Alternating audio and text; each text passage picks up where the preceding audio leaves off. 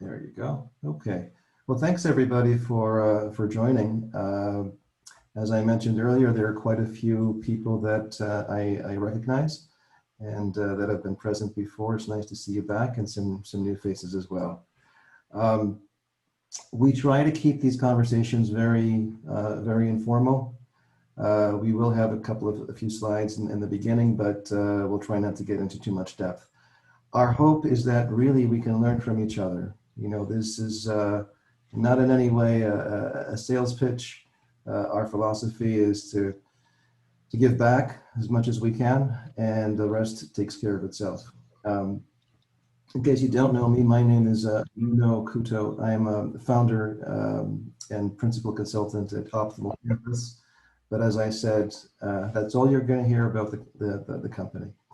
The group itself started about 2 years ago, actually about 3 or 4 years ago, and is brought together by volunteers, different ones over the last few years, coming in and out.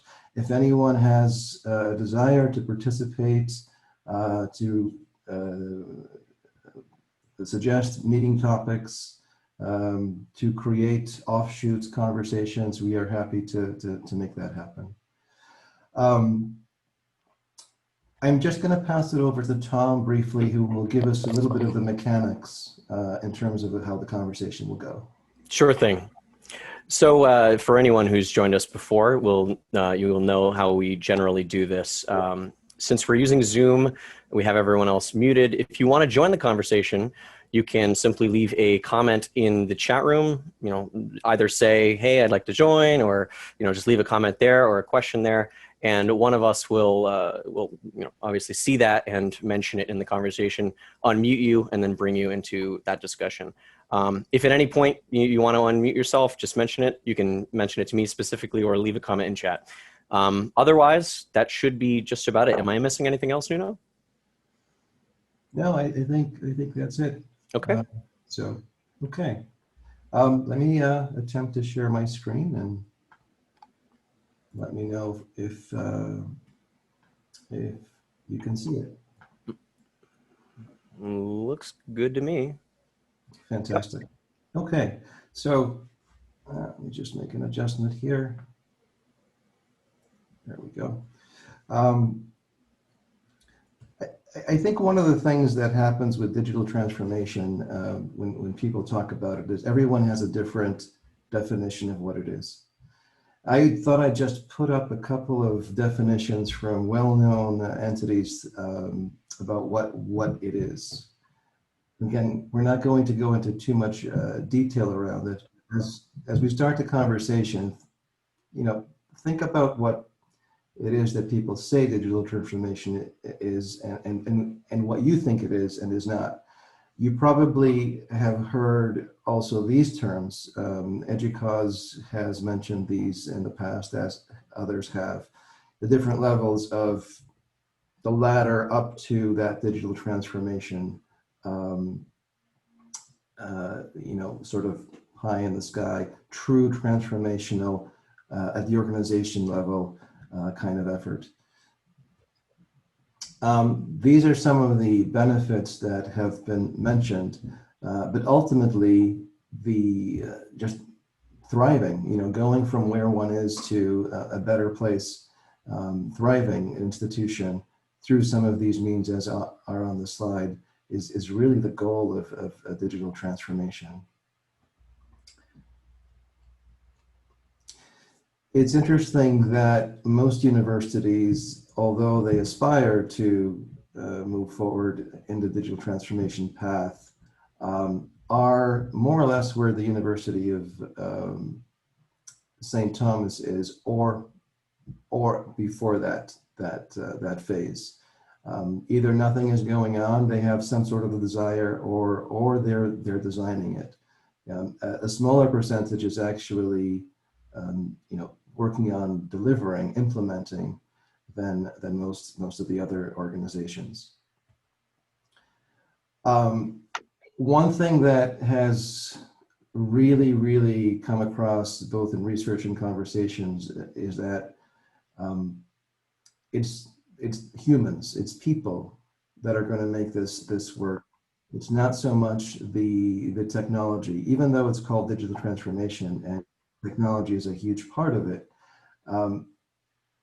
If you don't pay attention to the culture, if you don't pay attention to the people themselves, if you don't pay attention to the process, it's just not going to work. And as usual, these are the things that cause any effort, especially the one as large as digital transformation, to fail. And the top one is thinking about it as a technology implementation only.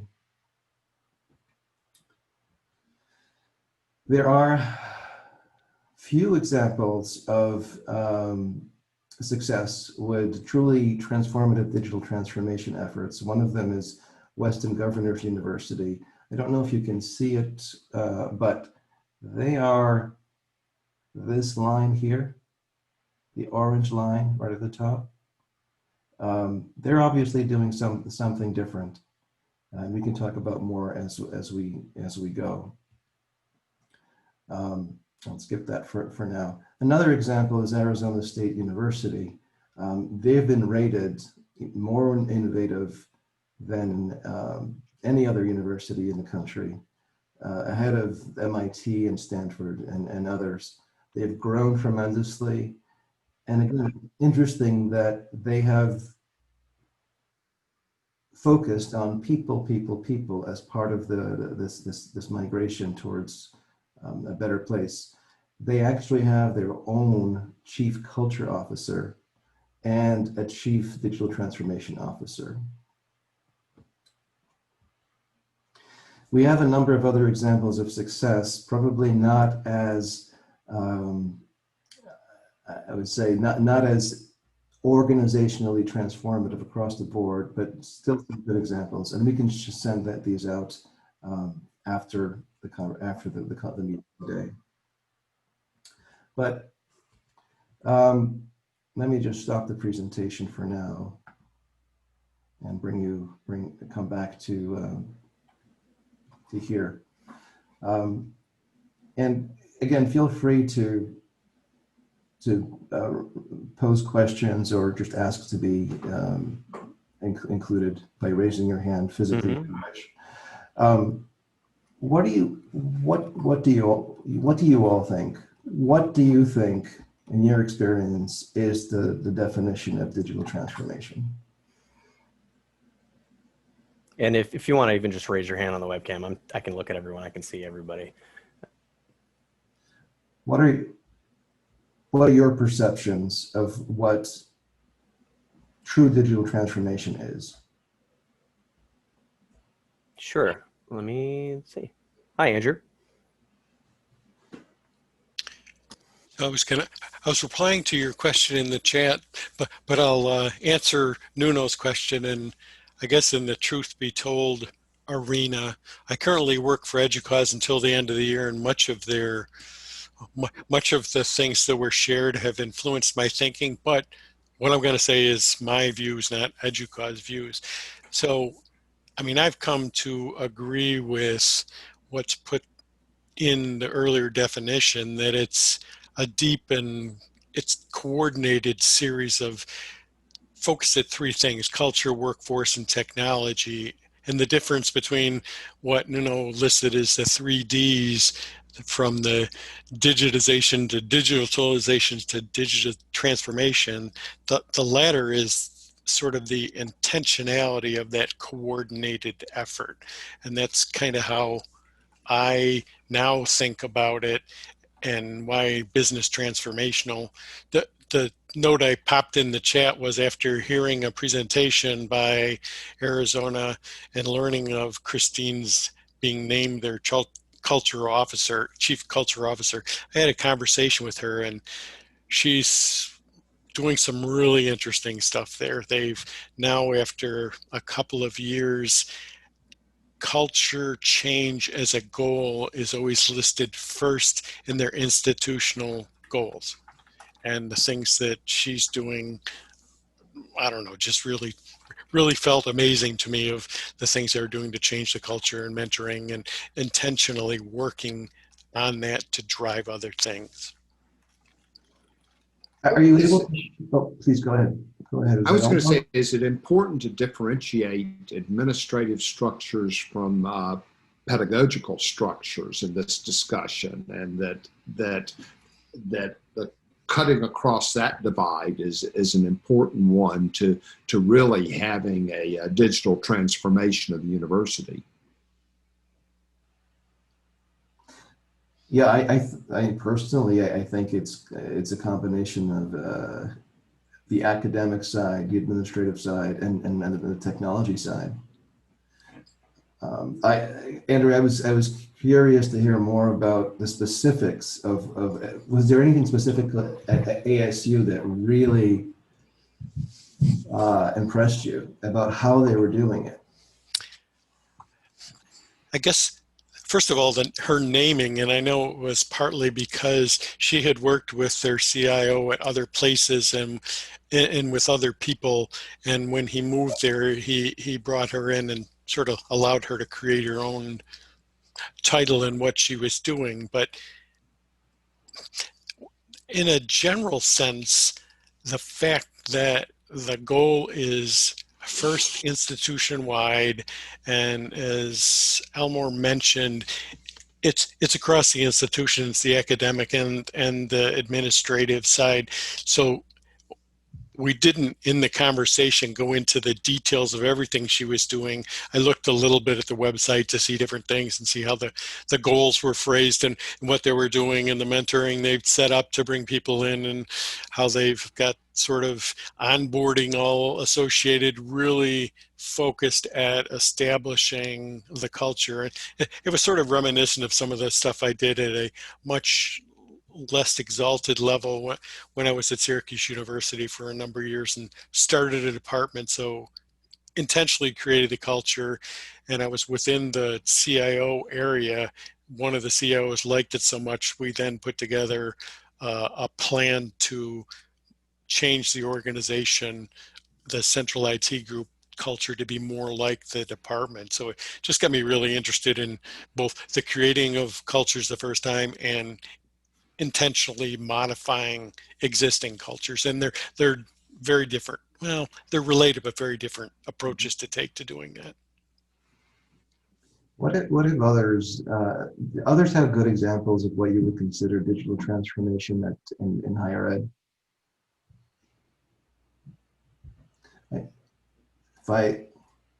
Can I pick on you, Steve? I know you've done some cool stuff. Put you on the hot seat.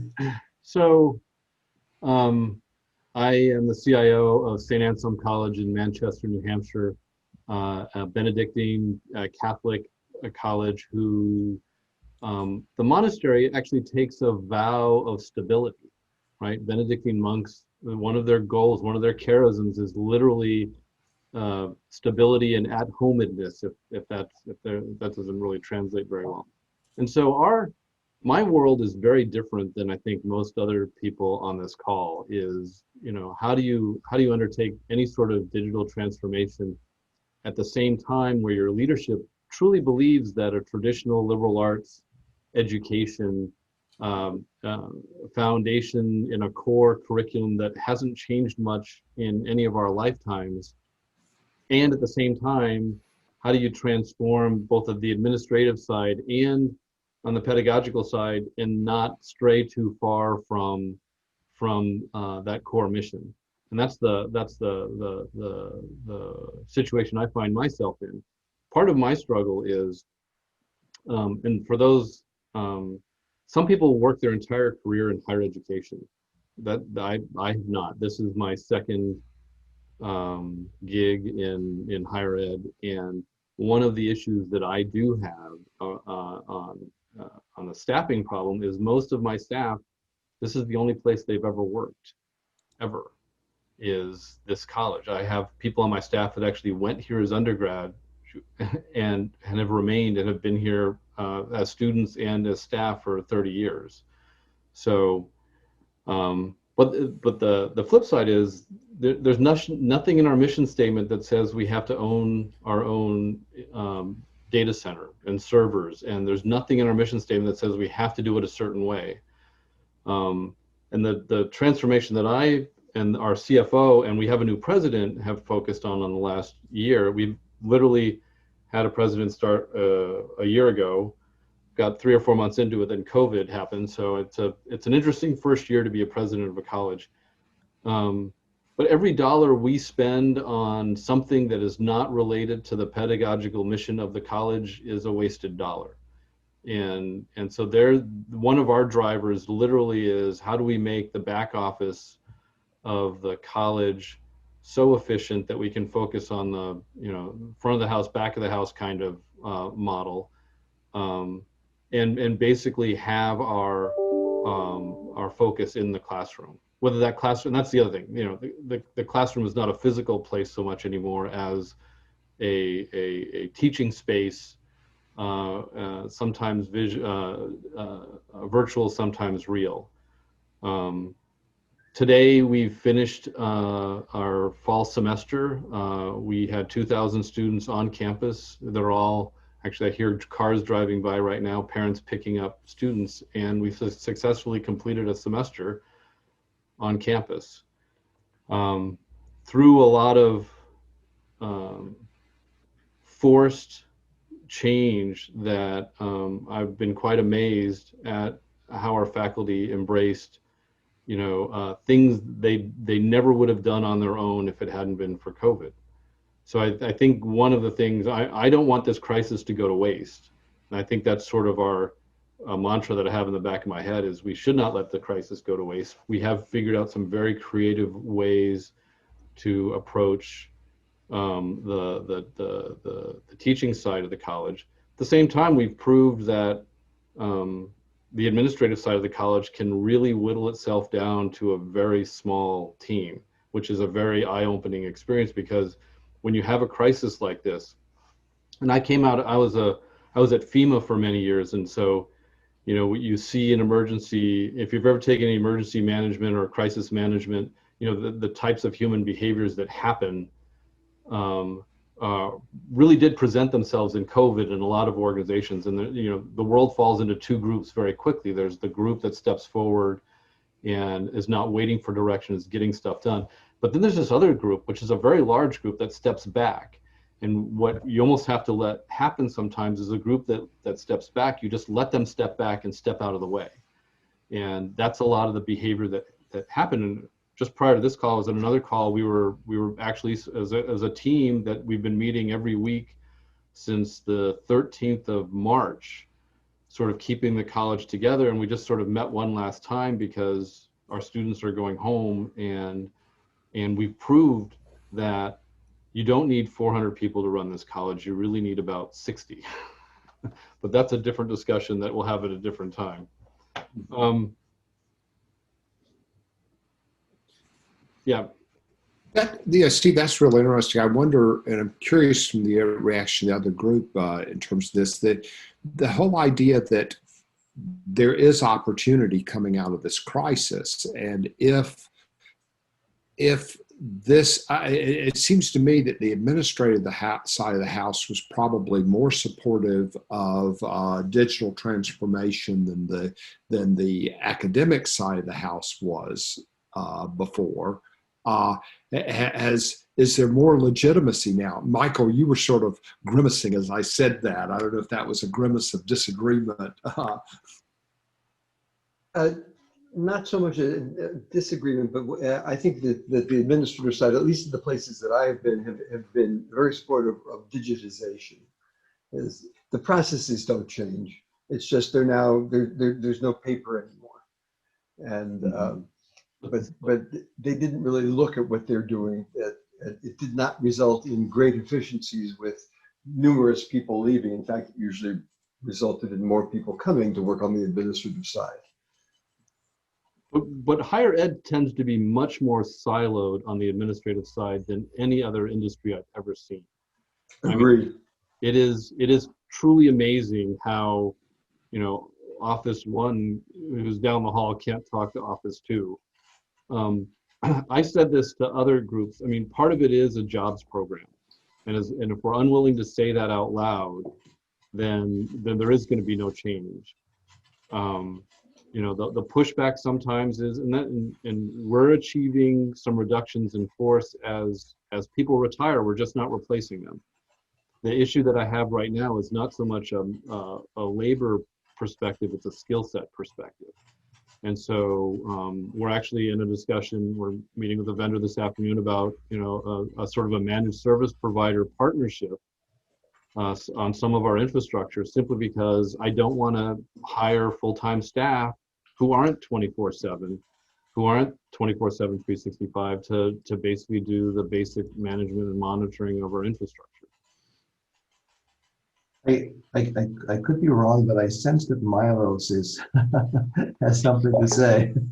Correct me if I'm wrong, Milos.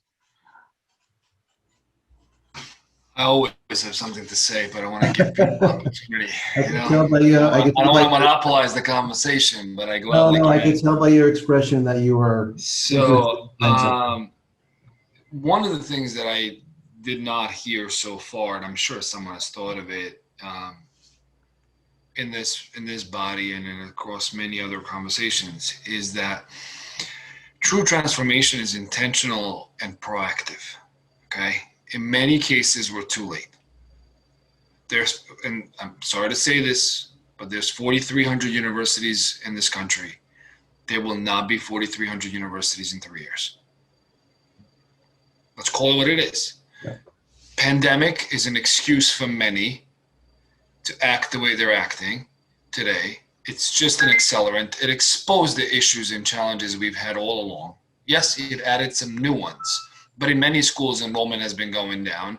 In many schools, it takes 6 years to get a 4-year degree. And then when they walk out with $100,000 in debt, they go flip burgers at McDonald's, right? That's not okay. And then you look at a lot of different transformational organizations. Higher ed is overdue for a shakeup, and we're getting it now, whether we like it or not. No one can tell me that Marriott could have not designed something like Airbnb.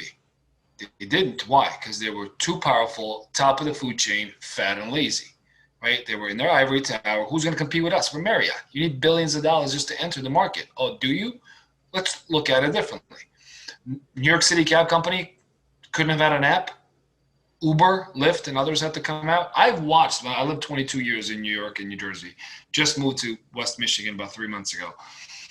I have watched dozens of people on their phones in Manhattan, right, waiting for the Uber to come as 15 yellow cabs are passing right in front of them, all vacant. Right. It's the perception of convenience. I think it's really important for us to reimagine how we're doing things. There's a lot of different pushback. There's a lot of different history. There are some structural norms in higher ed that were designed decades ago that are not as relevant today.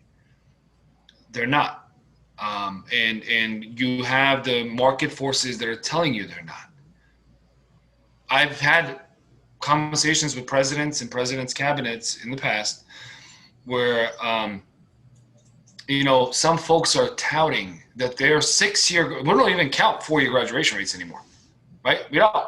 We look at a 6-year. We just gave up. We go, oh, our 6-year graduation rate is 60%. I'm like, that's embarrassing. But it's so much better than the national average of 52. That's horrible, right? I think we need to adjust our measuring sticks and be honest with ourselves if we're really going to lead this forward and provide value to the community, this country, this world, for generations to come. We need leaders. We need leaders desperately.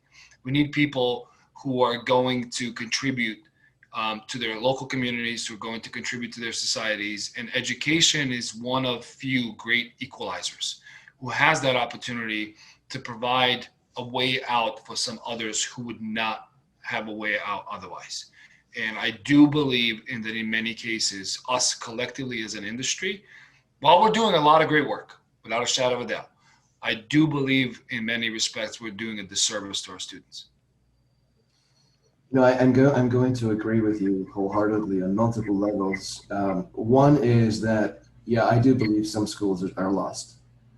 And we've done analysis on, which schools we want to be working with, but in some cases, we just know that some schools are just not going to make it, so it's not even worth starting a conversation. And it's very sad. And it's very sad that that's the case, because in many cases, ultimately, it's the student that's going to suffer. On your point about innovating, that seems to be, for the most successful changes, transformations, at whatever level you call it, innovative thinking, humbly looking at where you are, where you could be, and what are some big changes that need to be made, seems to be a pattern across the universities that are actually being successful at this. And focusing on people, and focusing on, really, it's a really an entrepreneurial mindset. I mean, I'd love to hear from other people. It's stepping back and saying, who are we? What is our differentiation in the marketplace?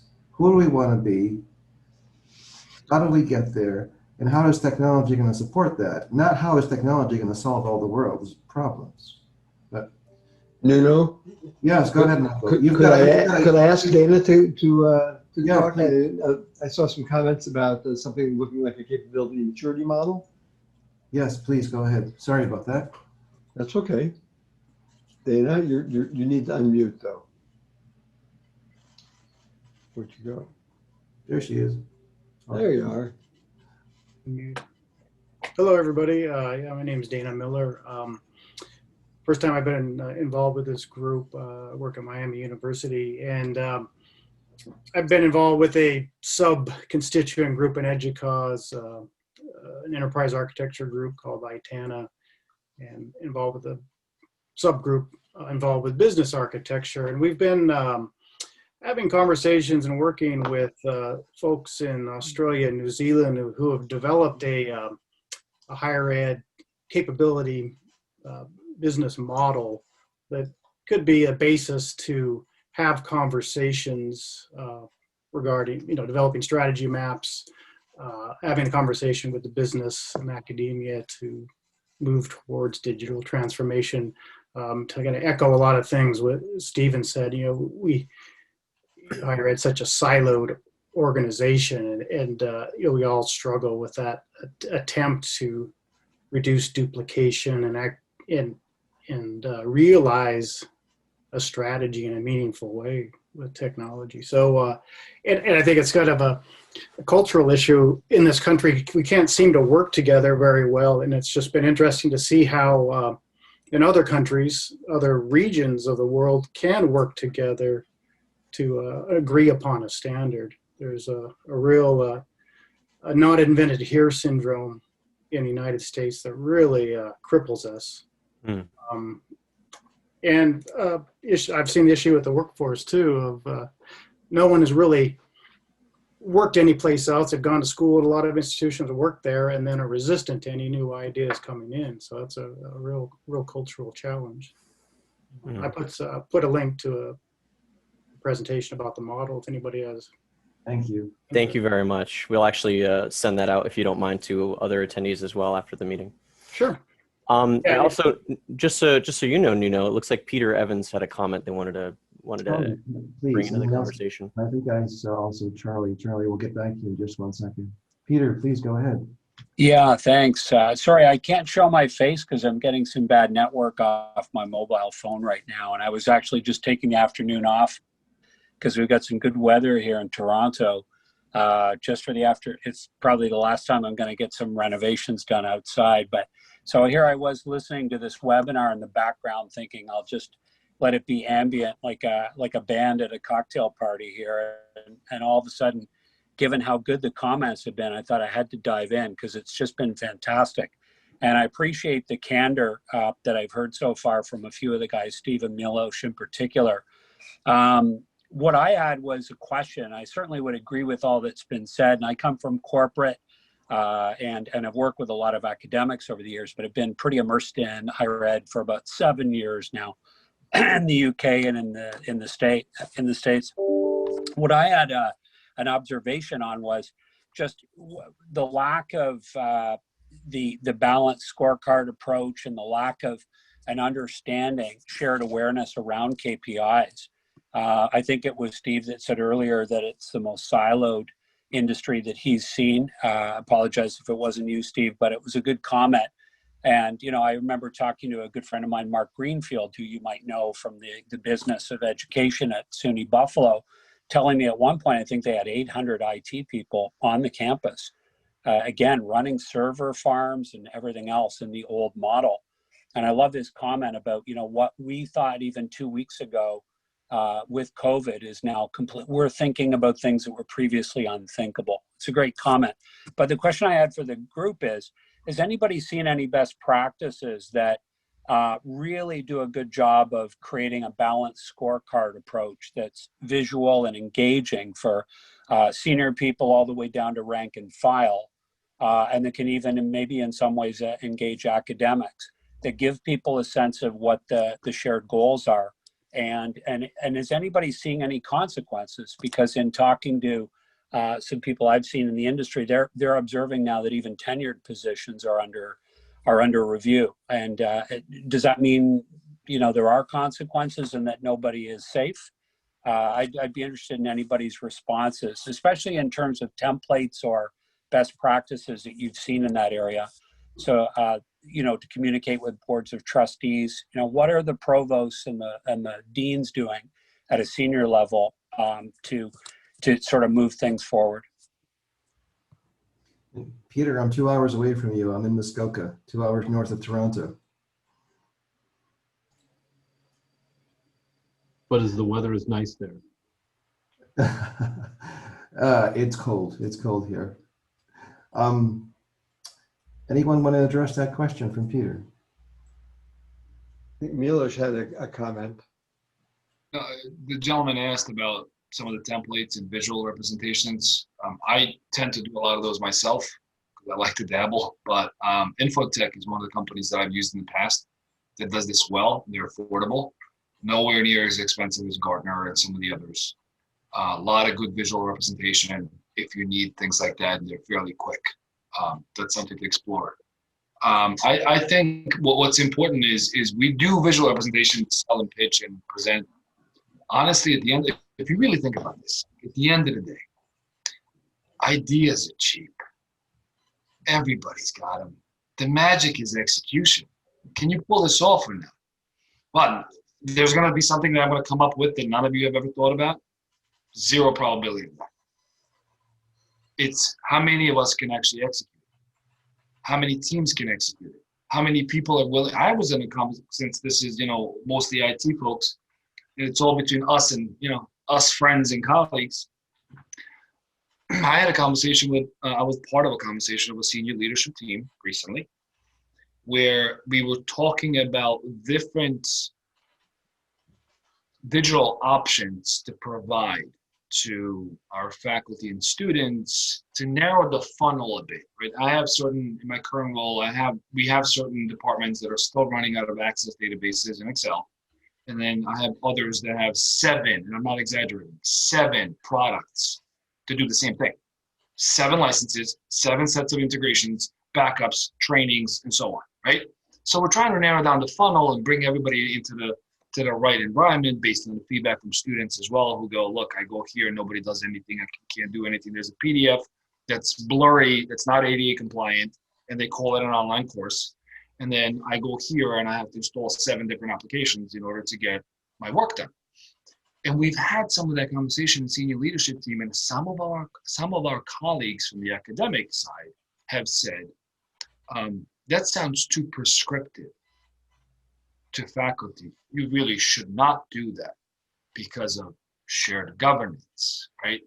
Talk about a term that's been abused and misused over the last 4 decades and was used as a catch-all bucket for everything.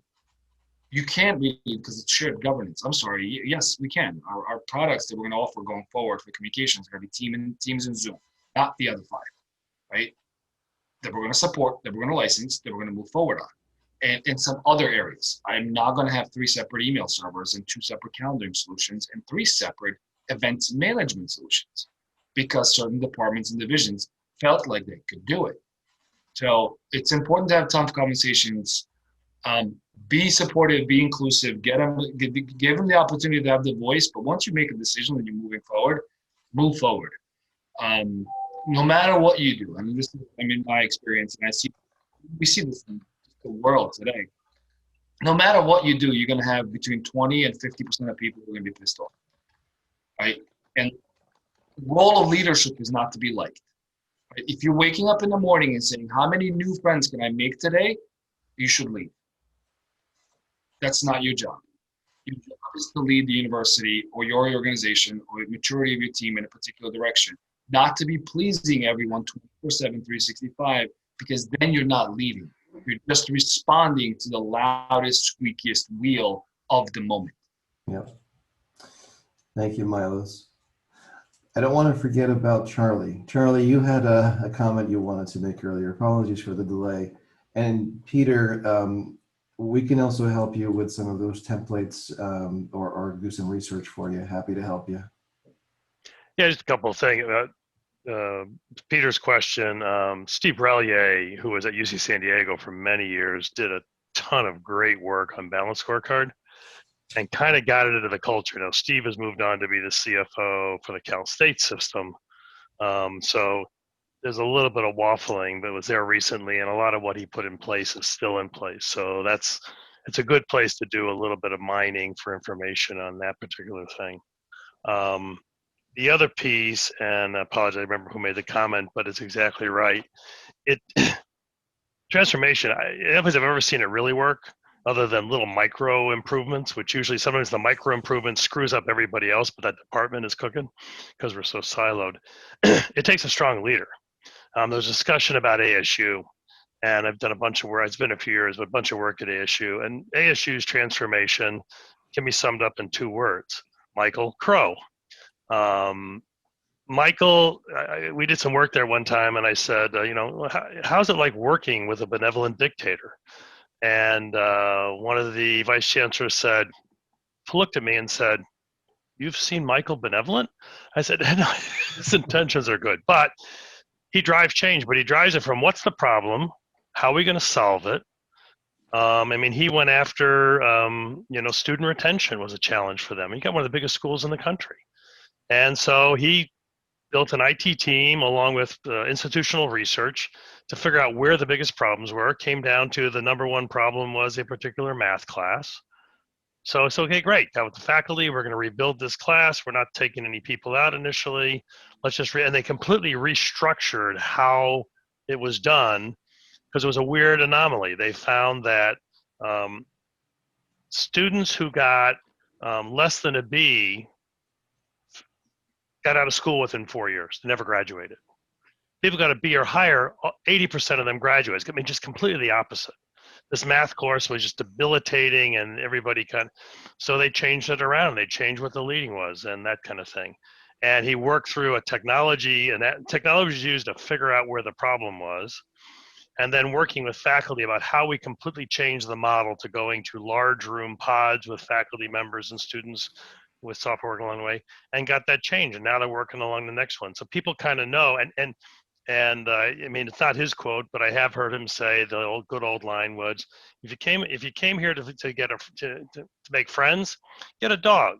The purpose here is we're trying to improve what we're doing. We're trying to get there. Now, Michael's been there a long time.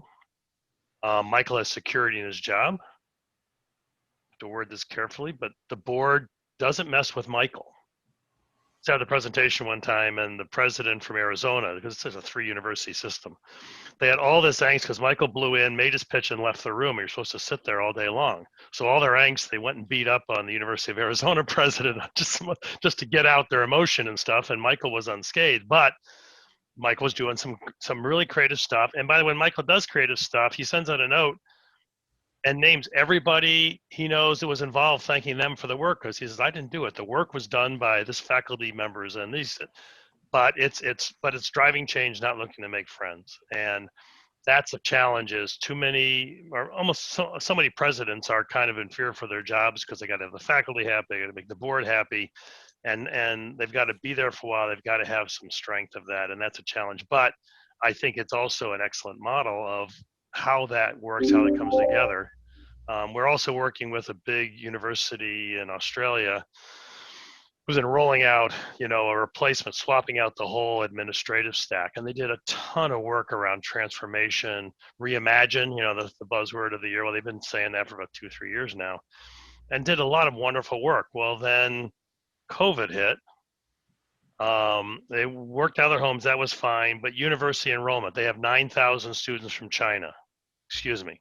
They had 9,000 students from China. Those people pay list price. Massive impact with them because the Chinese are mad at the Australians, they're mad at everybody else. So the answer is you're not going anywhere and may never come back. And then their own students not coming there. So what's happened now, it's turned from a transformative project, which they're trying to use as much of the work as they can, but now it's get it done, the lowest cost, slam the package in, move along. And there was some tremendous work in key metrics and stuff. And that's where, when the money gets tight, people then panic and not say what the right outcome is and forget the outcomes they build. So that's a challenge, I think. Thank you, Charlie. Chris, you had an interesting comment about altering cylinders of excellence. Do you want to elaborate on that? We got some good laughs on chat from there. Go ahead. Well, at Harvard, that is not a derogatory term, but I'll leave that stand. I get nervous when technology itself is defined as the innovation. And so I look at some of these charts, well, we're 50% digitally transformed, we're 70% digitally transformed. Yeah, but why? Why are you digitally transforming? Do you want to be more agile? You want to save money? You want to pivot and reach out to a different kind of student? Then let that be the measure. Because I worry when places get to 100% digitally transformed and then they look around, they see a whole bunch of equipment and software and whatever, and oh, now what do we do? So I understand the politics of saying it that way, and I understand why the vendors love it when we say it that way, but it makes me nervous because I think what's much more interesting is to have some use cases that are centered around different kinds of transformation, all of which have as a common characteristic that they had to digitally transform in order to get there. It's a powerful point. Again, it's not the technology that should be the driver. It should be the people, the process, the goals of the institution. I'm curious. I don't know if I can call on Amy. Amy, you're an administrator at a local school in Boston. I believe you're still there. Do you have any thoughts on this? You're not an IT person. Hi, Nuno. Yes, I'm still here. I suspect you're going to have a little bit of a different perspective, but please go. Yeah, actually, I was intrigued by Dana's study and also comments which talks about a reference model, right? And I think digital transformation is a very hot buzzword and has been around for a while. And given my specialty and technical training in supply chain management, I'm also thinking about, digital transformation in supply chain context actually has been around for a while. And there's a famous score model that was developed about 2 decades ago to establish a set of standards to evaluate supply chain structure and operations. So I thought Dana's approach and study was very interesting because when we talk about digital transformation, we don't really have a set of standards in mind, right? We talk about all the components. And so I think if a reference model can be developed, if a reference model can be developed to really establish a standard for digital transformation, that would be very helpful. So we could evaluate a campus or an organization more professionally and accurately against standards. Well, that's what I've been thinking. So my mind was actually on that topic. So I didn't really pay too much attention to the topic right after that, but I just wanted to bring this up. And I thought if your group, your consulting group can develop or maybe initiate an effort in developing such a reference model, that would be very helpful. So, because right now, okay, we talk from a campus perspective, right? I know Michael and Elmo and a lot of people here are working in higher ed. We talk about IT, infrastructure, tech support, human talents, investment in technology, et cetera, et cetera.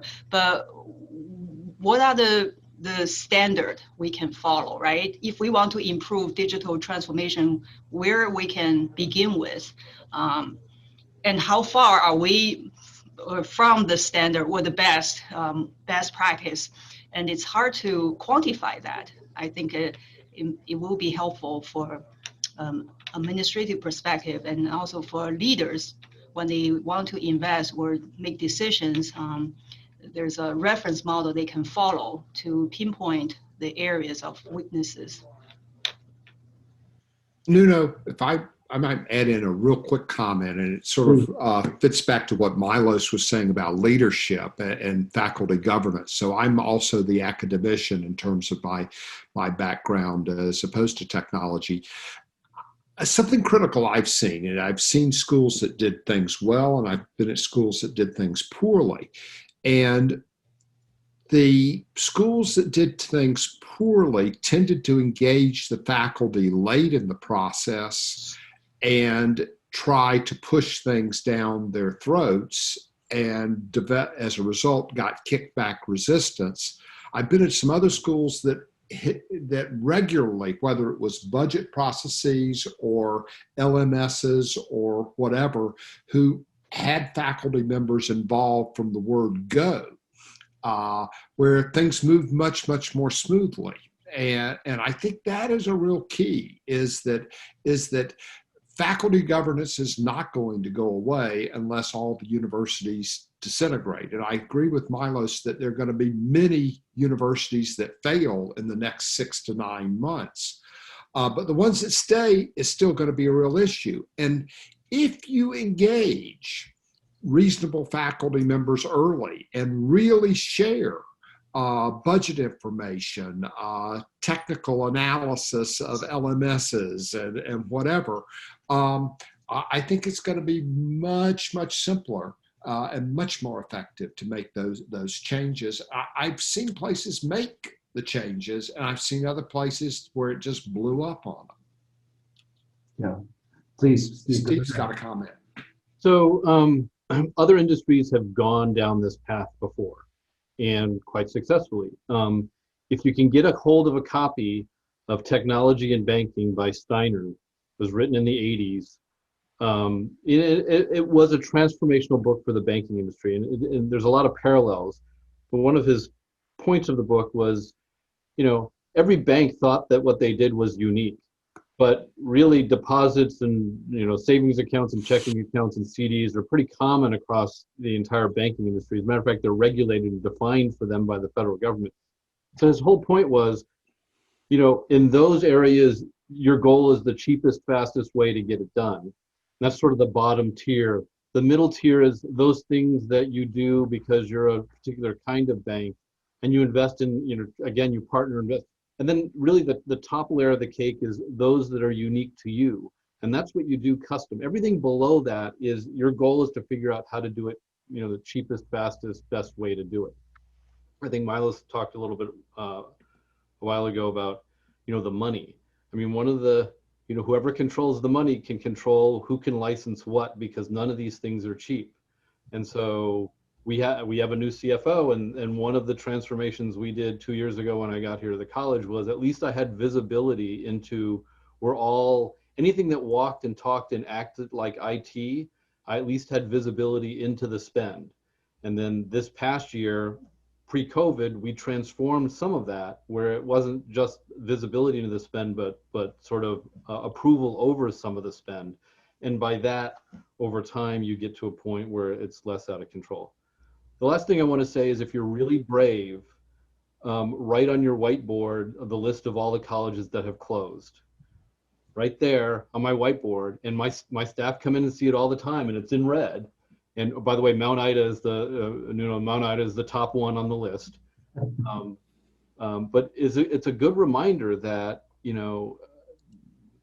these were good schools. Many of them were good schools, and for whatever reason, they all closed for different reasons. But there are 1, 2, 3, 4, 5, 6, 7, 8, 9, 10. There's 14 on the list, and that's just New England, and that's just the last 2 years. So it's a good reminder. It keeps me reminded. Having been through the closing, I was a CIO at Mount Ida College in Newton when it closed. Having been through a college closing, I would never wish that on my worst enemy. 125-year institution, literally, I was the second to last person out the door. And the lawyer was the last person. So I was working with Steve at the time, and wow, talk about a surprise and talk about impact to students. But we are approaching the end of the hour. There's so much more to talk about. Other questions I was going to bring up is there a difference between the small school approach as opposed to the large school approach? How does a cash-strapped school even attempt to do any of this big stuff? But we don't have time to go over that. Just a quick poll of the group. How can any topics for a future conversation? Do you want to continue this conversation? Is there a special need in this group that would be of use to bring people around? And if you don't have any ideas here, please feel free to message us. Tom, you want to mention your survey going out? I do, yeah. I also, thank you, Elmore. After this meetup, we'll send out a questionnaire asking, how we did, but also looking for new topics for our next meetup. I think this might be a good time to mention it, that this is going to be our last meetup of the year. We're not planning on meeting virtually in December, but we will be meeting again come January. So if we decide to continue this conversation then, that could be a topic. We could also, do any number of different topics. So we'll send out that survey after the meetup, in addition to a couple other items. I will also send out the link that Dana provided. Thank you once again for that, as well as the presentation that Nuno showed at the beginning of the meeting. So, anyone have anything you want to say before we go? Any last points? Michael, did you want to say something? Yeah, happy Thanksgiving to everyone. Yes, and happy holidays. Really. Please. Hey, thank you everybody for joining. Really, really good points. Let's work together to continue to help each other. Mm-hmm. Thanks, everybody. Thank you so much, everyone. Cheers. Bye. Bye-bye.